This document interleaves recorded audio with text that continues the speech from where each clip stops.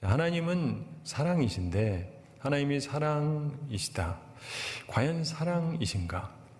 여러분, 우리가 살아가면서 보면은 하나님께서 처음에 세상을 창조하셨잖아요. 세상을 창조하시고 아담과 하와를 만드시고 에덴 동산에 두셨습니다.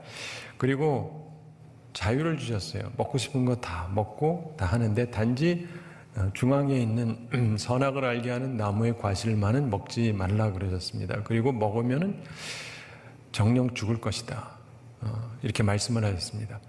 얼만큼 시간이 지났는지는 성경에서 얘기하지 않지만 하여간 이들이 행복하게 잘 살았던 것 같은데 어느 날 뱀이 이 여인을 유혹하죠.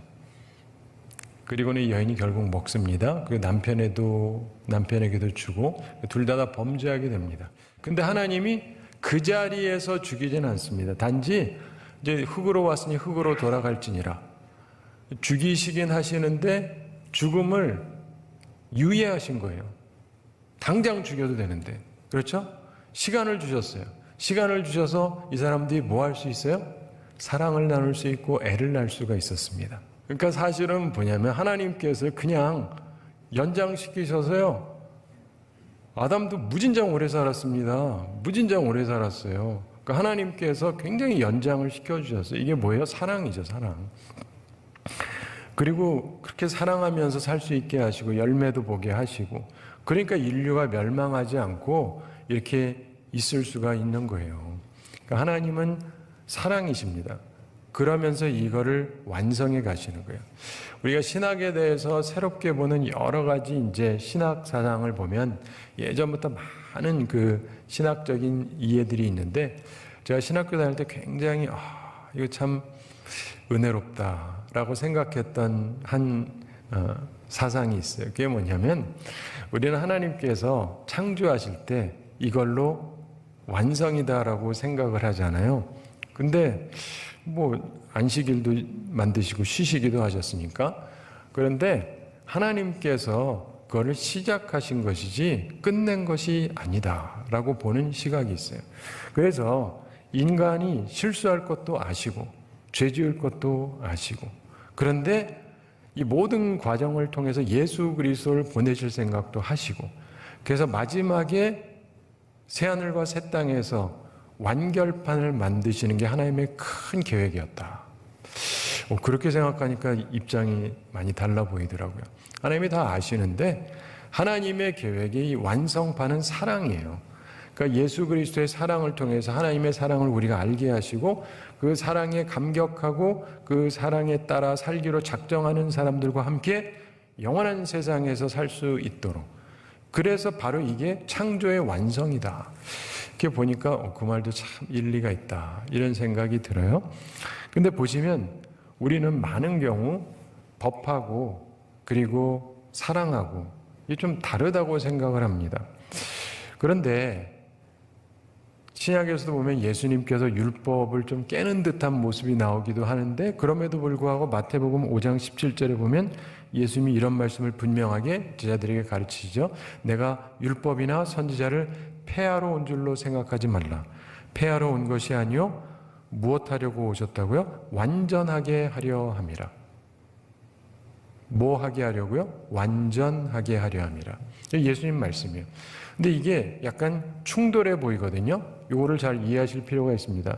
성경에서 보면 율법 혹은 법 이렇게 나오는 단어가 네 가지 다른 의미를 그때그때 갖고 있어요. 첫 번째가 십계명이에요. 십계명의 가장 기본적인 법이죠. 그 두 번째가 뭐냐면은 모세오경이에요. 창세기, 출애굽기, 레위기, 민수기, 신명기. 그래서 구약 중에 이 모세오경을 유대인들은 굉장히 중시했습니다. 그 가운데도 핵심은 물론 십계명이고 그 십계명이 어디 들어있어요? 하나님의 증거궤 안에 들어가 있잖아요. 그게 지성소 안에 있거든요. 이게 가장 중요하고 그 다음이 그 모세오경. 그 다음에 세 번째가 구약성경이에요. 39권 되는 구약성경. 이 세 가지가 있습니다. 참고로 이해하셔야 되는 게 구약이라고 다 이렇게 사람들이 싫어하는 분들이 있는데 종교개혁을 일으켰던 마틴 루터도 그렇고 우리 쪽에 존 칼빈도 그렇고 이분들이 다 십계명을 다 중시했어요. 언제라도 십계명을 가볍게 여긴 적은 없어요. 오해하지 마세요. 그런데 예수님께서 법을 깨신 듯한 모습은 뭐냐면 세 번째까지 아니에요. 첫 번째, 두 번째, 세 번째는 예수님이 다 인정을 하세요. 네 번째 법이 있어요. 그게 인간이 만든 법이에요. 그래서 예수님 당시에 바리새인들이 자꾸 지키던 거 있죠. 그거는 이게 십계명도 아니고 모세오경도 아니고 이 구약 39권 책도 아니고 그 외에 지들이 만든 거예요. 자기들이. 그것도 자기들은 법이라고 부릅니다. 우리 교회에도 법이 있잖아요. 근데 하나님의 말씀 성경과 우리 교단이 만든 법은 동일할 수도 있지만 다를 수도 있는 거거든요. 그래서 예수님께서 항상 이 무시하셨던 거는 인간이 만든 법을 무시하셨지 성경을 무시하신 적은 한 번도 없어요. 그래서 그거를 여러분들이 잘 이해를 하셔야 됩니다. 그래서 예수님께서는 율법이나 선지자, 율법과 선지자가 구약을 대표하는 설명이거든요. 이거를 폐하러 온 게 아니다. 내가 완성하게 하려고 왔다. 그러면서 오늘 말씀에도 얘기하는데 10절 후반에서 율법의 완성은 사랑이다. 이렇게 말씀하죠. 사랑을 통해서 율법을 완성하셨다는 것입니다. 특별히 예수님께서 제자들에게 요한복음 13장 34절 35절에서 새 계명을 너희에게 주노니 너희가 서로 사랑하라 그러시잖아요. 내가 너희를 사랑한 것 같이 너희도 서로 사랑하라. 너희가 서로 사랑하면 이로써 모든 사람이 너희가 내 제자인 줄 알리라. 그래서 하나님 사랑, 이웃 사랑에다가 새로운 사랑, 우리 제자들이 서로 사랑해야 되는 것, 이 사랑의 또 다른 측면을 말씀하십니다. 자, 오늘 말씀을 살펴보겠는데 먼저 로마서 12장 앞장에서 몇 가지 말씀을 드렸죠. 우선 영적 예배를 드려야 되는데 그러면 우리가 변화되어야 된다. 우리 몸으로 살아있는 생활로 하나님께 드려야 되고, 그리고 3절부터 8절에서 믿음의 분량대로 지혜롭게 생각하라 이런 말씀을 나눴고, 9절부터 13절에서 악을 미워하고 선에 속하라 이런 말씀을 받고, 그리고 14절부터 21절에 악에게 지지 말고 선으로 악을 이기라 이런 말씀을 받습니다. 그러면서 본 13장에 이르러서 지난번 1절부터 7절에서 각 사람은 위에 있는 권세들에게 복종하라 이런 말씀을 했죠. 우리가 의롭다함을 입었는데 권세들에게 취해야 될 태도에 대해서 말씀을 했습니다. 그러면서 오늘 본문에서 계속해서 다른 사람을 향한 우리의 태도에 대해서 교훈하고 계십니다. 그런데 아까도 말씀드린 것처럼 우리의 말 혹은 생각 속에 뭔가 대립되는 듯한 말과 생각이 있어요. 그 중에 대표적인 것이 법, 의라고 하는 거하고 사랑이라고 하는 것입니다. 그래서 대체로 법을 이야기하면 차가운 느낌이 들죠. 그리고 사랑을 얘기하면 좀 의로움하고 상관이 없는 느낌이 우리에게 듭니다. 근데 성경을 종합해 보면 그렇지가 않습니다. 둘은 조화롭게 존재하는 거예요. 근데 우리들이 좌로나 우로나 치우쳐서 이걸 잘 조합을 못할 뿐이에요. 하나님은 분명히 의로우신 분입니다.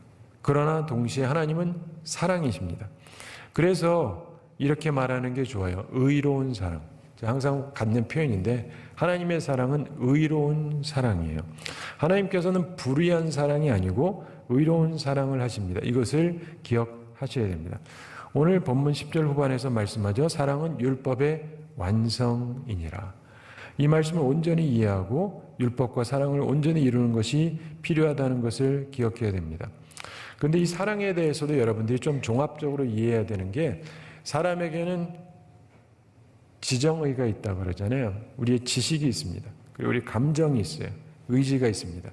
이게 헬라 사람들의 생각 방식인데 구약에는 없지만 신약에는 이제 그걸 좀 받아들여서 설명하고 있는데, 여러분들이 사랑에 대해서 많은 분들이 오해를 하는 게 있어요.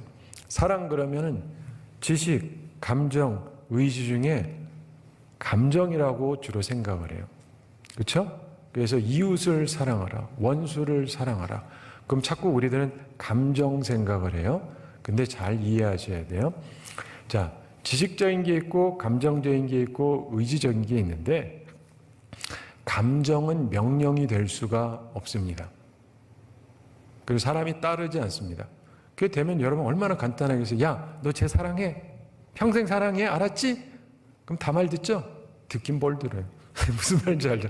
지가 좋아서 결혼하고도 그 다음에 생각이 바뀌는 판인데, 감정은요 쉽게 명령되는 게 아니에요. 그러나 명령될 수 있는 게 있어요. 그게 뭡니까? 의지. 야, 싫어도 해. 그건 할 수 있잖아요. 감정적으로는 싫어도. 하나님께서 우리에게 주시는 명령은 감정에 대한 명령이 아니라 의지에 대한 명령이라는 걸 이해하셔야 돼요. 원수를 사랑하라는 거는요, 감정적으로 사랑하라는 뜻이 절대 아닙니다. 하나님께서 우리에게 주시는 계명이 있고 하나님이 우리에게 주시는 은사가 있어요.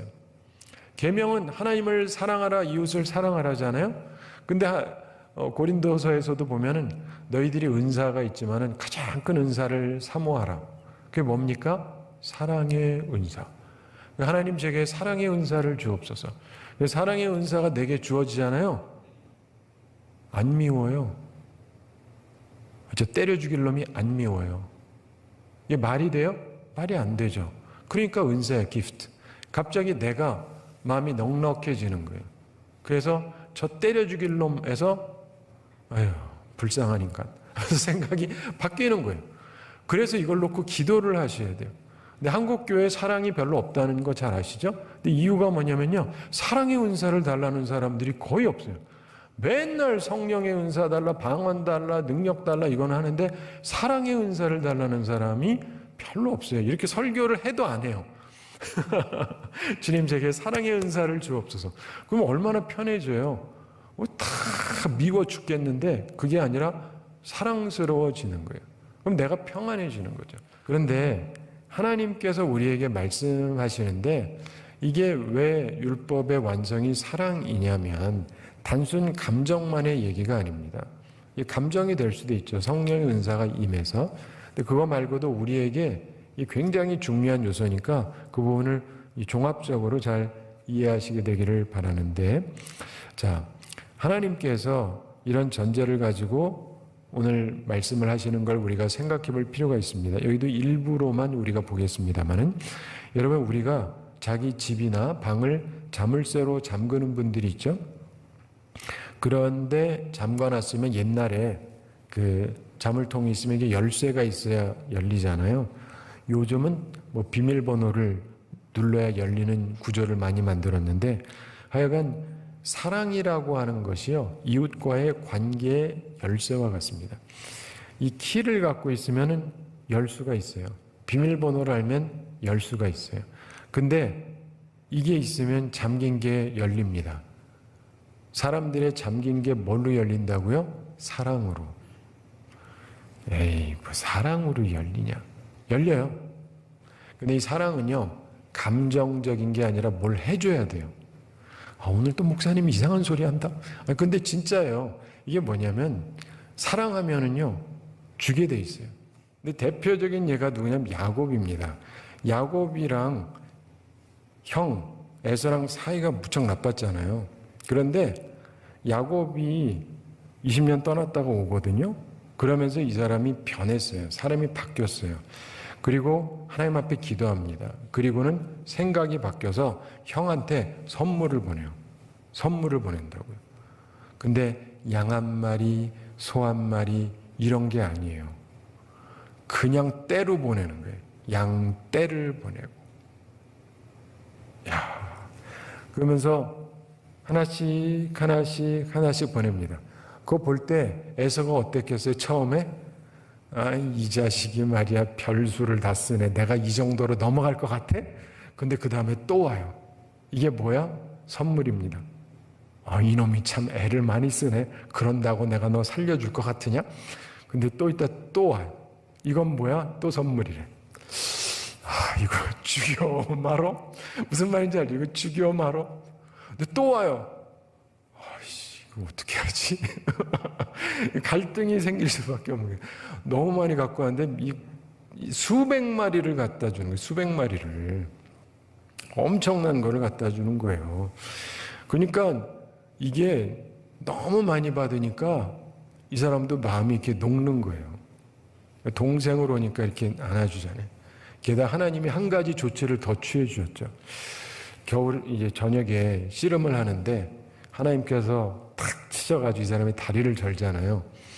그래가지고 형을 만나러 가는데 어떻게 해요? 쩔뚝쩔뚝 거리면서 가요. 형이 보니까 어때? 아, 이놈이 병신이 됐구만. 아이고 불쌍하다. 이해가 되시죠? 하나님이 조치를 취해 주셨어요. 근데 보세요. 하나님이 지혜를 주셔서 형한테 선물을 너무 많이 갖다 주니까 그 형도 죽일 생각을 안 해요. 일단 그 순간에는. 그렇잖아요. 남보기도 그렇고 이 많은 걸 받고 죽일 수는 없잖아요. 사랑하는 성도 여러분, 이 사랑이라는 건요, 줘야 돼요. 예수님도 우리를 위해서 특별히 하나님께서 자신의 독생자를 주셨잖아요. 예수님은 자기 자신을 주셨고, 하나님이 우리를 너무너무 사랑하십니다. 감정적으로. 근데 아들을 안 주셨다. 예수님도 우리를 너무너무 사랑하신답니다. 근데 자신의 몸을 준 적도 없고 줄 생각도 없다. 그럼 우리가 별로 그렇게 크게 감동하기가 어려워요. 근데 하나님께서 독생자를 주셨고 예수님도 자신의 몸을 희생하시면서 돌아가셨다고 하니까 사랑이 행동으로 나타났잖아요. 그러니까 우리가 그거를 부인하기가 힘든 거예요. 그래서 사랑은 행동으로 나타나게 돼 있어요. 하나님의 사랑이 행동으로 나타났거든요. 예수 그리스도를 통해서. 그래서 우리도 하나님의 사랑을 입으면요, 행동으로 나타나게 돼요. 그래서 율법을 완성하게 되는 것이죠. 사람의 마음을 열기 시작을 하는 거예요. 사람이 가져야 될 가장 기본적인 의무는 사실은 사랑입니다. 하나님께서 구약에서도 항상 그 얘기 하셨으니까 이 마가복음 12장 28절부터 32절에 보면 서기관이 예수님께 질문합니다. 모든 계명 중에 첫째가 무엇이니까? 이런 질문을 하죠. 거기 보면 마가복음 12장 28절에 서기관 중 한 사람이 그들이 변론하는 것을 듣고 예수께서 잘 대답하신 줄을 알고 나와 묻되 모든 계명 중에 첫째가 무엇이니까? 그러니까 29절에 예수께서 대답하시되 첫째는 이것이니 이스라엘아 들으라. 주 곧 우리 하나님은 유일한 주시라. 30절에 내 마음을 다하고 목숨을 다하고 뜻을 다하고 힘을 다하여 주 너의 하나님을 사랑하라 하신 것이요. 31절에 둘째는 이것이니 내 이웃을 내 자신과 같이 사랑하라 하신 것이라. 이보다 더 큰 계명이 없느니라. 이렇게 말씀하셨습니다. 하나님을 사랑하고 이웃을 사랑하는 것, 결국 사랑이죠. 이게 계명 중에 가장 중요하다. 이렇게 우리 주 예수님께서 말씀하셨습니다. 따라서 율법을 지키기를 원한다면 사랑해야 돼요. 하나님을 사랑하고 이웃을 사랑해야 됩니다. 법 따지면서 하나님도 사랑하지 않고 이웃도 사랑하지 않는 사람은 법을 지키는 게 아니에요. 가장 중요한 거를 어기고 있으니까. 자, 그런 걸 이해하면서 오늘 말씀에서 세 가지를 말씀하고 있는데 바로 앞부분에서는 공공의 부채에 대해서 얘기했죠. 세금에 대해서. 이제 개인의 부채에 대해서 8절에서 언급합니다. 8절 함께 읽어보겠습니다. 피차 사랑의 빚 외에는 아무에게든지 아무 빚도 지지 말라. 남을 사랑하는 자는 율법을 다 이루었느니라. 아멘. 피차 사랑의 빚 외에는 아무에게든지 아무 빚도 지지 말라. 이렇게 말씀했습니다. 이 말씀은 도무지 물질의 빚을 가지면 안 된다. 이런 말이라기보다는 성경에서도 보면은 빚을 질 수 있다고 얘기하잖아요. 꿔줄 수도 있고 빌릴 수도 있고. 그래서 이 해석은 이렇게 보는 게 좋습니다. 사랑의 의무, 사랑의 빚 외에는 어떤 의무도 가지고 있지 말라. 물론 우리는 다른 사람에 대해서 금전적인 의무, 최선을 다해서 완성해야 되겠죠. 그러나 무엇보다 매일 지고 매일 갚아야 될 부채, 의무가 있다고 말씀합니다. 무슨 의무요? 사랑의 의무. 즉 서로 사랑하라는 것입니다. 남을 사랑하는 자는 율법을 다 이루었느니라. 이렇게 말씀합니다. 사람이 사랑의 빚을 갚으려고 하면, 의무를 다하면 자동적으로 모든 계명을 지키게 됩니다. 사랑하는 성도 여러분, 사도 바울이 선교를 그렇게 열심히 했던 이유가 있습니다. 뭡니까? 빚진 자라고 하는 의식이에요. 사랑하는 성도 여러분, 내가 빚졌다라는 의식을 가지셔야 돼요. 사랑의 빚이 있다. 사랑의 의무가 있다. 이 생각을 하셔야 돼요. 하나님에 대해서도 그렇고 사람에 대해서도 그렇고 내가 해야 될 부분이 있다. 빚이 있다. 이 생각을 꼭 하시면서 살아가시게 되기를 바랍니다. 두 번째로 계명에 대해서 말씀하시면서 사랑과 연관해서 말씀하죠. 9절입니다. 함께 읽어보겠습니다. 간음하지 말라, 살인하지 말라, 도둑질하지 말라, 탐내지 말라 한 것과 그 외에 다른 계명이 있을지라도 내 이웃을 내 자신과 같이 사랑하라 하신 그 말씀 가운데 다 들었느니라. 아멘. 간음하지 말라 이렇게 말씀하는 계명이 있죠. 참 사랑이 있다면 사람에 대한 존중이 있고 그래서 죄 짓지 않게 하는 자제력을 갖게 하는 것이죠. 내 마음대로만 하는 것이 아니고 그래서 이거를 지키게 된다. 그 다음에 살인하지 말라도 마찬가지죠. 우리가 사랑이 있다라고 한다면 사랑은 파괴하려고 하지 않습니다. 생명을 해하려고 하지 않습니다. 건설적이죠. 간혹 가다가 가족인데 살인하는 경우도 있잖아요. 왜 그렇습니까? 사랑이 없기 때문에 그런 거죠. 분노해서 그러는데 이해는 가지만 아니 이해를 하면 안 되나? 그러면 안 되죠. 예수님이 분노를 자제하라 그러셨잖아요.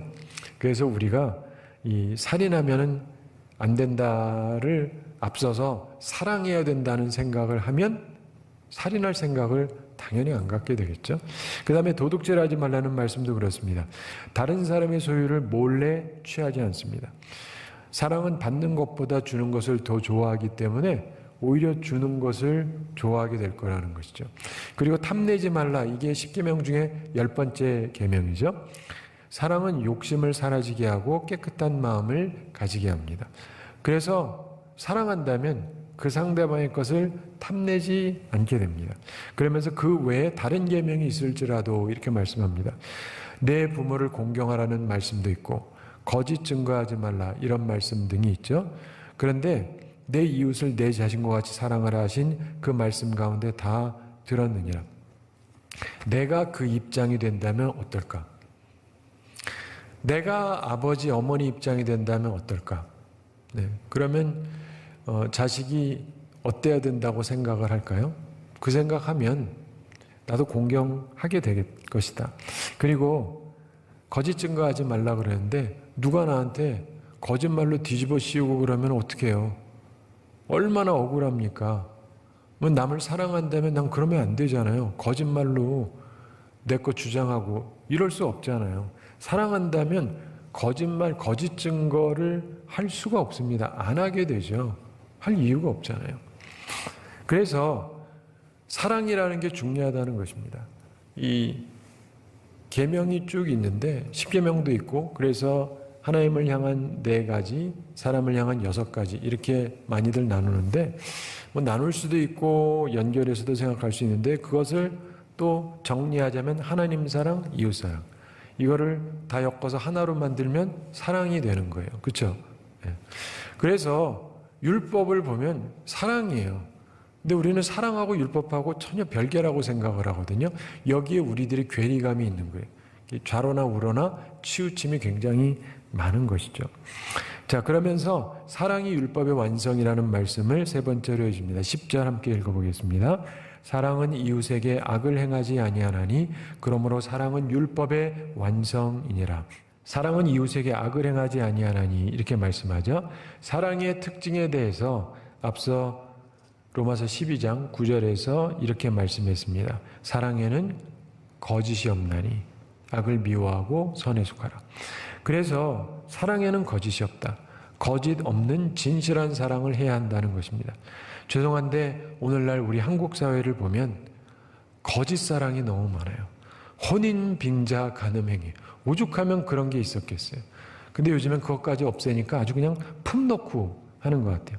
사기치는 사람이 얼마나 많습니까? 난 당신을 사랑한다, 결혼하자. 그리고는 수억씩 떼내고 이것도 한 사람이 아니라 여러 사람한테 해가지고 수십억씩 띄고 이런 뉴스를 우리가 자꾸 보게 되잖아요. 입술로는 사랑한다 그러고 근데 사실은 사랑하지 않고 이 사랑한다는 말 자체가 사기예요. 저는 교회에서 성도들에게 사랑합니다 이런 말을 안 시켜요. 왜냐하면 사기치지 말라고. 사랑은 하세요.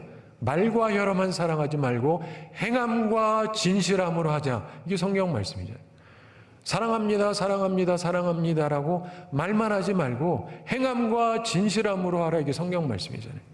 근데 우리 한국 교회는 예전에는 말은 없었는데 그래도 사랑의 행동이 꽤 많았어요.